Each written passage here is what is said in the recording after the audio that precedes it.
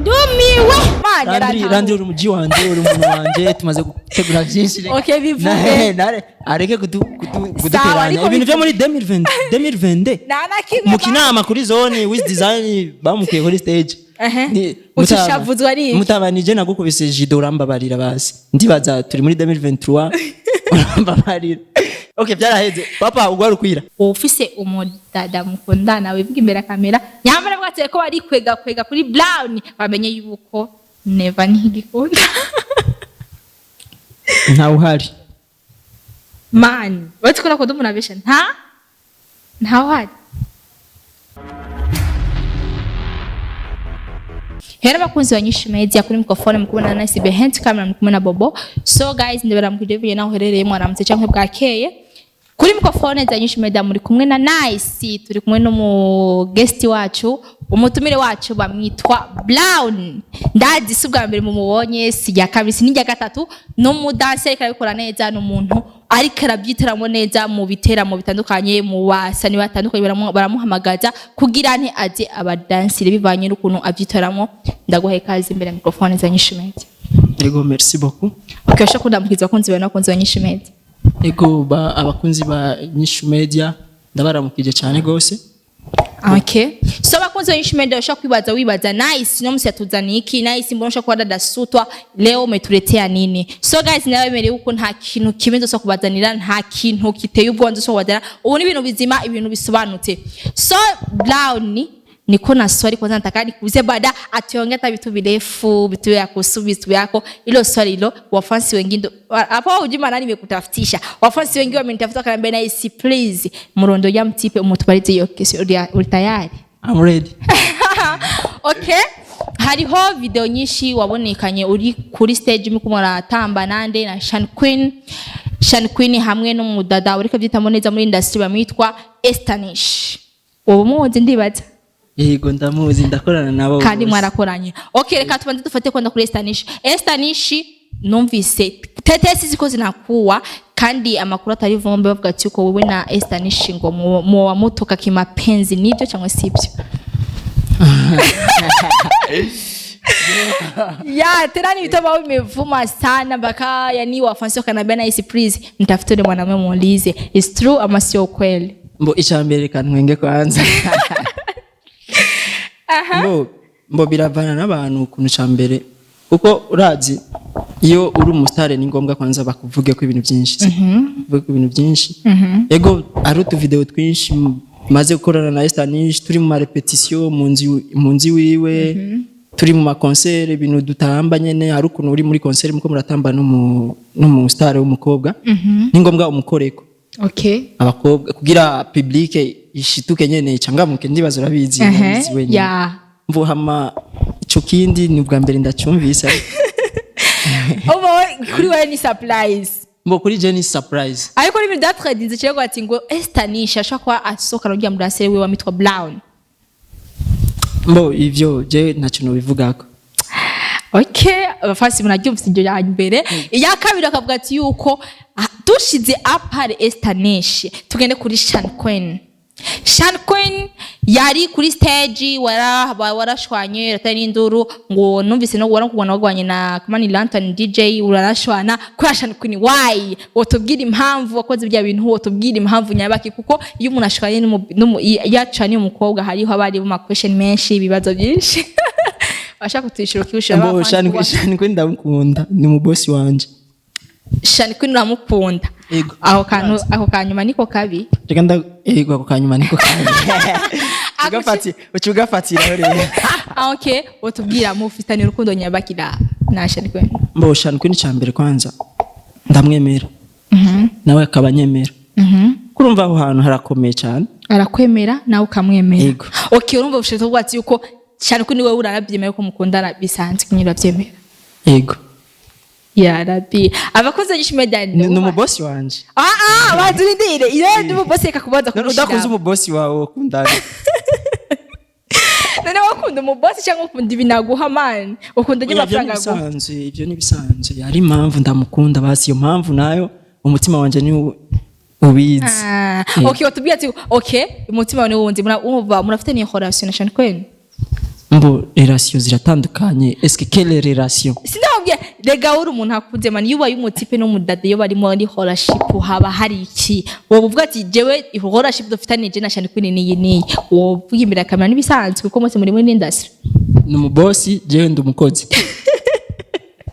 yari horaship mufitaniye gusa ego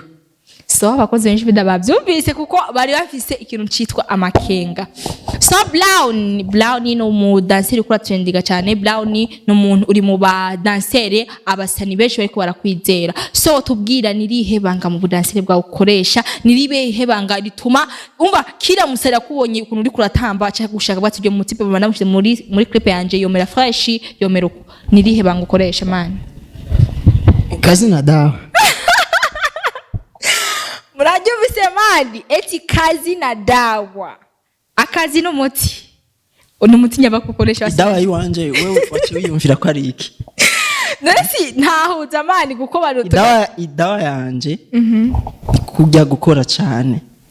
mana kunatumika sana ego ndakora cyane niryo tuma abasani bakwemera bwa ati je umutipe ndamubona ndamuze muri clip anje sino bamhomes of course yes siliziki lakini sina budi okay tugiye kwa Brown tubwira watanguye music watanguye ibintu bya dance gari kuko urabona umenga urafise mu burambe nuko umuntu ariko arakura buri kuratamba ukuntu urashaka mugende urafise YouTube ho YouTube ndayifite gira wotanga kugenda bakaraba ukuntu desinga niba dasubwa mbere mumba mubonye no mu basari beshi indimbo nyinshi yarimwo mari n'umuntu ariko aratamba arashama ikintu cyita aesthetic wovuga ati ubimaze mu myaka ingahe watanguye yari ubuhoho ugeze office nk'imyaka ingahe uri muri dance ubajije ikibazo ciza ndakunda umenyesha makuru ambaze ivyerekeye basi ukuntu natanguye aho navuye gira tubashe gushika aho tugeze okay Mbo cyambere kwanza passe yiwanje muri dance ndayikunda cyane ndayishimira benshi passe zabo barazanga urumva baravuga twace mu byinshi bibi jewe mu byo naciyemo byose muri career yanje ya dance nta kintu kimwe kibi naciyemo byose yari success urumva success warayitahura mu iturimo ego kuko dance yarankunze je natangiye dance ndi mu mwaka wa mbere primaire uri mu wa mbere ya primaire simyakinda jusqu'à maintenant ubu career yanje ndayimazemo imyaka 20 nka mu Burundi nta mudansere numwe amaze kukwiza 20 ari muri career dance abo bose warubona bahehe mu Burundi uzobazi bose baranzi Brown Afro Dance yo mudansere wa mbere afise imyaka myinshi muri career dance big up sana bro ariko bro hari ikintu cyo kirwa mu bintu mu by'amakenga byinshi iyo uri kuri stage hariho umutipe muri kumwe hariho na video menshi n'abantu bagira kwitegereza benshi muri kumwe nabone yitwa Brown rero abantu bashaka gutandukanya wewe na Brown ninde vuga ati no mubosi wiwe ninde yigisha ninde umva hari ikintu umuntu adatahura wewe witwa Brown nawe nitwa Brown nibaza batipe mu zafisa madred uku urashaka mugende muri ama video menshi baba bari kumwe no mutipe bakora desinga nimbere no kuba star benshi usanga batandukanye usanga bari kumwe abantu barabirana gutahura wewe witwa Brown nawe witwa Brown bimeze gute mani uniwegamo ati muri kundi bogemo nyene mwatanguranye kuva kera mu iyo 20 muracari ku mushiko amacho ati turite twese twita ama Brown why tumenye Brown ukuri ninde mbo icambere kwanza urumva je ndi ngaha nka Brown Afro Dancer yaha sinaje kubera ndamuyagiye ko uwo muntu ko nta mafaranga yamaye kugira ndambranding branding ni ikintu gikomeye yabizi sawa man ariko tukene iyo nyisho kuko mwese mitoma Brown iyo muri mu ma video menshi musanga muri kumwe mu ma stage usanga muri kumwe rero mutubwire ni mufite gakundi mwenyene muri babiri mwamufise akantu bwatsi tugiye kundi turi babiri gusa toto mbiri Brown hariho Brown and a Brown too none we kubwa ubona Brown and inde man ivyo ni bira nico bati oya umva oya reka kunjanirana rero reka nanje ndaza kukuba nanje ndakubaje kwanza na jewe eske kubwa ubona Brown and ninde okay Brown ndakubwira ikintu nico kintu ntuvuga ati abafansi benshi kubera bacanga kandi nkanje kumenyesha makuru nje kugira ubatahuze cyo bonda kubajije iyo kibazo benshi iyo wati abantu muri kuri dance muri babiri mwese mitujyo zina aharusi muri kumwe rero umuntu ashaka kuba ati nabatandukanya menyu yamezuku ano kurica nagiye ugasanga iri henzagiye kujya yundi so bashaka gutandukanya wewe witwa Brown niri herorasi mufitani n'urya Brown uvuga ati uko mwese mwitanye ikintu cita amazina yose amwe Bogya n'umugenzi asanzwe tu siko ego twarakoranye imyaka myinshi mbo nubu birashika tugakorana bivanye n'aba artiste kuntu badukeneye ego twaratambanye kwa CHANNY QUEEN kwa Estanishi ama clip menshi ndibaza muramuzi nkukuntu ababwiye abafana bari baradukurikirana ego mbo kubwanje jewe Brown nkuko yita Brown ni nkuko nawe usanga ari umuntu muzinanya amazina mushaka gusangira amazina je ni Brown Afrodance ama ujya ivyo uvuze ngo ni Brown nkuko byumva ariko jewe kubwanje Brown Afrodance yokishe ko Afrodance akubona wewe urumva ka dancing nawe oya agenda kwanza cyambere kwanza naragiwe kubona yitwa Brown kuko deja abantu bazi ko nitwa Brown bumvize ko nawe yita Brown urumva bica bivana rero n'ukuntu imyaka basi umaze witwa Brown kuko twarakuranye cyane twarakuranye umaze 20 witwa Brown ariko wewe ni soon gusa yitwa Brown sawa inyishura yironse sawa ko zayishime byandi baza inkuru mwamaze kuyumva y'umutipe witwa Brown akubwira ati ko maze muri career ikintu cyitwa 20 yo muri dancer hama ayo makuru avuga ati ko ngo barakundana na Estanish Never nta kirimo icakavuga ati ko ngo barakundana na CHANNY QUEEN nta bibaho bati ego yaragoye kuri stage okay oya kati kana kwanyishure why wagwanye kuri stage ko ya CHANNY QUEEN iyo kiro ni wanyishuye kuri stage hadi habaye kuvuco gutuma ngo ati uragwanye urazi ndakubwire ivyo ni ibintu byo muri 2022 ya kahise gategura kazoza man akahise kabi gategura nta kanduzi nta kabi nashize ko ati kahise gategura kazoza kuko hari umufani yabonye ikintu man atafa kwibagira mbakarosi nyinshi ego kijya kintu kuko cha trendinze cyane gose sana man ntari abantu baracambaza abamenyesha makuru bose mumbagije urumva ico kibazo nikibura mbo naragaragaye ko mfise ishavu ari aka video ka trendinze cyane kuri ariko ravuga kuri kwa Isaac TV reka ndamuvuge nawo ego nawo bitari bikenewe mbo Isaac yaramubajije CHANNY QUEEN eske ujya mu dansere wawe mu maranya myaka ingahe eske kubera iki wavyitwayemwo gute ubonye ariko aragwana numva yaciye avuga ukuntu nashavuye ukuntu ngoje CHANNY QUEEN ntiyari gushavura ariko umudansere wanje Brown Afrodance ni ngombwa shavure mboje narashavuye icambere kwanza muri industry ari utugroupe ari utugwi umu artiste atari mu tugwi twabo urumva baca bamufata nabi kuri stage rero jewe naje hajya bamaze kubimbwira byose none utotugwire utotubyanitwa bande nabande ndashobora kutuvuga nibisanzwe ibyo nibisanzwe raba amashow bagira ba Ranton DJs ba DJ Pole uzosangamwe bamona bande reka wovuga kuko nivyo bituma muri industry yuvuze ni umuntu akiyumva yuko ivyo bakora abantu barabizi hari umuntu akora ibintu bwatse ngo ntavyo tuzi tukaba tubizi gusa abantu bagaceceka rero ukuri ifoke ukuvuge ukweli unama lakini huwa waona tibo ukuri gusohore hama uwo kubabaza andondere nyabadu atuza convocation turayitaba ibaza abantu bariko baradukurikirana jewe cyambere ndinga kubwizina rya Brown Afrodance ndinganga Brown Afrodance naje nga kugira bambaze vyanje canke CHANNY QUEEN dukorana canke abandi tumaze gukorana mbaza bijya nka clip ya Olege zabande ba Bicobra aho ni bonda kubwira vyose n'amakuba twaronse yagenda yavuga Olege nimba yagize gute ndabivuga aho ni fresh yamba yarari umwana uramuvuga ni bisanzwe kubyumwana hama jewe narashavuye mboreka ndabisubireko narashavuye kubera CHANNY QUEEN jewe ndumudansere wiwe ndumuattache de presse ndumunategura ibintu vyiwe byinshi ashaka kuja kuri stage nije ndamubwira ririmbe indirimbo koruku CHANNY QUEEN tuve kuri stage CHANNY QUEEN urumva sindi umudansere gusa nuko kajya nirofise nibindi ndamufasha muri staff ya CHANNY QUEEN urumva jewe narashavuye kubona DJ indirimbo natanguye kumuha ashiremwo iyo jewe nza gutangura gutamba kugira CHANNY QUEEN ndamwakire kuri stage nshusha abantu kwanza abafana banje ndafise abafana ego kila muntu na CHANNY QUEEN arafise abafana ntangura kwanza gushusha bajya abafana bakunda dance bankurikirana jewe ndumudansere nga mu Burundi mu badansere batatu bambere bakurikiranwa muri abo batatu ndimo urimo ego skwitapa oya skwitapa bagenda babirabi man kurumva niyo mpamvu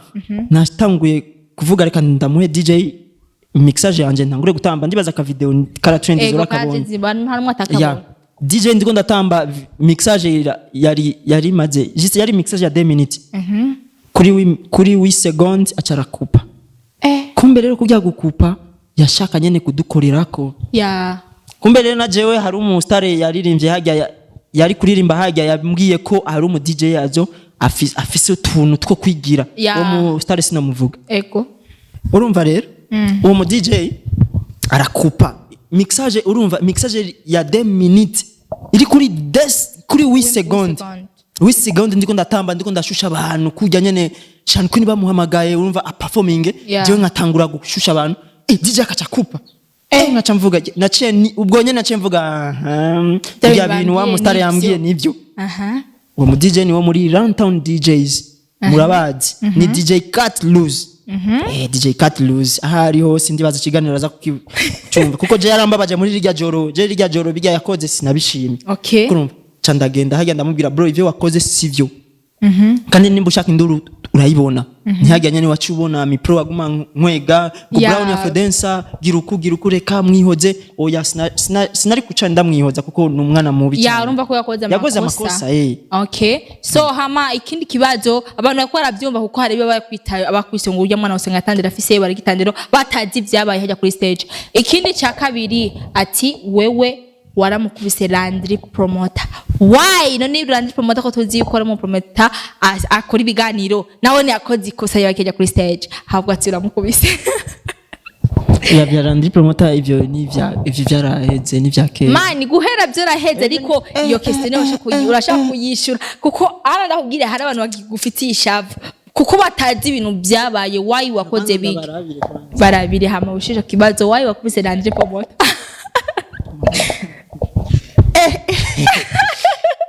ahari Landry ndake nubona cyabwira Landry aragwaye nabone ikiganiro acaremba oya mani akaremba baramwongera oya Landry n'umuji wanje turumvikana mbo bijya byarahise nibijya bya WIZ DESIGNER kera bya sawa ariko tubwira why sasa umukubisega hari impamvu hari uriga umuntu oya nari fisi ishavu biraheze nari fisi ishavu nico nyuma byaraheze okay sawa ishavu nyabaki ya none from nowhere no hago kusanga chashavura no habariho because niyo tukene urashobora kumbaza ikindi kibazo oya nushaka kuduconganisha na Landry bafitaniye ama project menshi tizokora ndiko ndateranya na Landry mu promoter abize arashaka kunahura aranahura manje Landry uri muji wanje uri umuntu wanje tumaze gutegura byinshi okay bivuge areke kuduteranya ibintu byo muri 2020 mu kinama kuri zone WIZ DESIGNER bamukiye kuri stage utishavuzwa ari mutabanije nagukubise jido urambabarira basi ndibaza turi muri 2023 urambabarira okay byaraheze papa ugwara ukwira ariko iyo kesura urayifushije man cyangwa yabaye form no yagusura mu kwita bisanzwe atakosa gukorera ya oya umbaza ikindi please okay sawa reka ndakwihoze umva mbaza ukubasi Brown Frodensa SK kuri internet kuri social media ukoresha ayahe ma platform why not nico kibazo mufise ufise ingorane turacari kukigali ndakati kigali no man okay ugati uko CHANNY QUEEN bakundana na Esther nishi nacho kubanza ufise umudada mukundana wivuga imbere kamera nyamara bwatse ko bari kwega kuri Brown bamenye yuko never ntigikunda nta uhari man watukona ko ndumuna besha nta uhari okay ndaguharirije so Brown wovuga nani imbuga nkurukana bimenye ubwati urakoresha Brown nkoresha izi nizikorwa ati bagukurikirane ko maze kuvuga ati jewe ndi mu badansere batatu mu Burundi bwose mwabo batatu ndimwo barabwa cyane bacendinze cyane kandi sindabiharirije so shaka kubivuga imbere ya kamera kubwa umuntu avuga ati TikTok nkoresha yi WhatsApp Instagram ibintu nk'ibyo oya WhatsApp ni private Facebook page yanje beze nkuru kugira umuntu agenda arabe is it true cyangwa ngo besh aho ni fresh rero ushitse kuri point nari nkeneye okay gusa ari ibibazo uriko urambaza bitajanye mani jewe urazije nko muri relationship nk'ubo usanga ari kishuga mami canke kidiaspora mama we iyo ryo bankeneye bini ko dasutwa yegeza ariko sheke ndavuze ni ngaha kandi mbafise hajya umuntu yandonde yambwiye ati nice ikora akakayano ko uwo muti rero ngaha rero nta bugenzi iri nyuma ya kamera okay mboje cyambere kwanza ndibaza mbosi no vuga no kwiyemera jenzwi n'abantu benshi kandi ivyo kuvuga ngo nkoresha ngo kuri social media nkoresha baranzi ko ari Brown Frodensa barankurikirana Brown Afrodancer kuri TikTok, Brown Afrodancer kuri Instagram, Brown Afrodancer kuri YouTube. Wanashima no kuri WhatsApp ni Brown Afrodancer. Okay, none uba tumikizo cyane bakora iki? Bo icambere kwanza ndabashimire kwanza abantu bankurikirana. Muri ko murankorera umuti muri no misi. Urumva ibintu by'amateka kuko muri no misi postinze sindiko ndi urumva ari gutamba wirorera ariko muri ko muranyereka ko ntariko ntamba nirorera. Muri ko murakira neza ibintu byanje kuri platform zose siko ndabashimye cyane gose. Brown Afrodancer nanje muri no mwaka nkuntu niyemeje nyene kubaha ibintu bya bien. Niyemeje gusa mugume muri stay tuned, mugume munkurikirana ndazi umwaka muzogehegwa cyane. Okay. So Brown hari ikindi kibazo imbere yo kumbwa ati ikigano kiraheze wewe your talent yawe ni talent ufise cyangwa nibyo wigishije kuko hariho itandukanyo ya talent no kwiga ikintu hariho abantu muri iyo talent yawe cyangwa ibintu byo kwiga wovuga ati je ndashimira abantu nk'aba baranyigishije ibi ndabashimira wangeze aha ni kubera abo bariho cyangwa nibwo ati ni my talent no gurwa ati nije nahagaze kubera jewe ndi managinga je nyene nka Brown. So merci beaucoup kuri cyo kibazo. Nta icambere nta muntu yoshika ku ntambwe yo hejuru atabanje kwanza gufashwa. Kumva jewe Brown natanguye kera sinzi ko nabivuze ndi muri first class primary ego jewe natanguye gutambira aba artiste ingeze muri 6e. Artiste wa mbere natanguye gukorana nawe ni J Fire. Mugende murabe dada Linda urumva nije natanze rya choreography zose bajya ba dancer bose byose nije nabigishije ziga dance zose kurumva bro J Fire ukuntu yamfashije kugira menyekane niwo mu artiste wa mbere yatanguye kunshira muri clip video uvuga ati niwo muntu wa mbere uvuga ati niwe nshimira J Fire niwo muntu ahari hose ari muri Manchester pour le moment ari muri Manchester kwishuri niyo mpamvu atariko arumvikana mu Burundi aho uri hose bro big up sana gusa yamahera wavuze zondungikira yandungikira amubwiye zondungikira amafaranga ndazi interview mpungu J Fire big up wa kabiri ni CHANNY QUEEN yamenye kubera J Fire je ndi very humble ifo mvuga ukuri CHANNY QUEEN yamenye kubera J Fire eko J Fire ivyo yankoreye aho yagejeje CHANNY QUEEN aciye abandanyirizaho J Fire aramfashije CHANNY QUEEN aramfashije bantwara ikigari aho sivyo byose ni kugira career yanje duge ndagenda ikigari ndaronka abantu bankuri urumva aba supportinga urumva nubu ndafise abantu pour le moment banyemera ikigari urukumva izo zose ni career ni step nagiye ncamwo yuko nta muntu ego nta muntu ashika kuri 10 adaciye kuri 1 urabitahura. Niyo mpamvu rero nakubwiye jewe muri career iwacu muri industry mu cerekeye abadanseri jewe ndi mu batatu kandi ego muri batatu ba mbere mu Burundi bwose abamenyesha makuru murapinga none mani mu batatu wovuga ati uri wa mbere wa kabiri cyangwa wa gatatu jewe wishize mu mwabo bantu batatu jewe ndi bose Brown wewe dadi hariko ikiganiro sezera abafana bawe ego reka ndabasezere cyambere kwanza abafana banje ni nkuko nabivuze muri no minsi muriko murankorera ibintu by'amateka muriko muransapotinga muriko muranyereka ko muri kumwe nanje ku mbuga zose kiya nico mba nkeneye simba nshaka amafaranga ariko mba nshaka support nawo ugira commentaire kuri video yanje kuri TikTok canke ukagira repost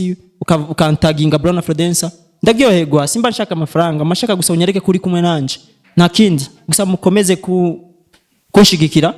muri uno mwaka nzobakorera ibintu vya bien ku mbuga zanje ndi umudanseri cyambere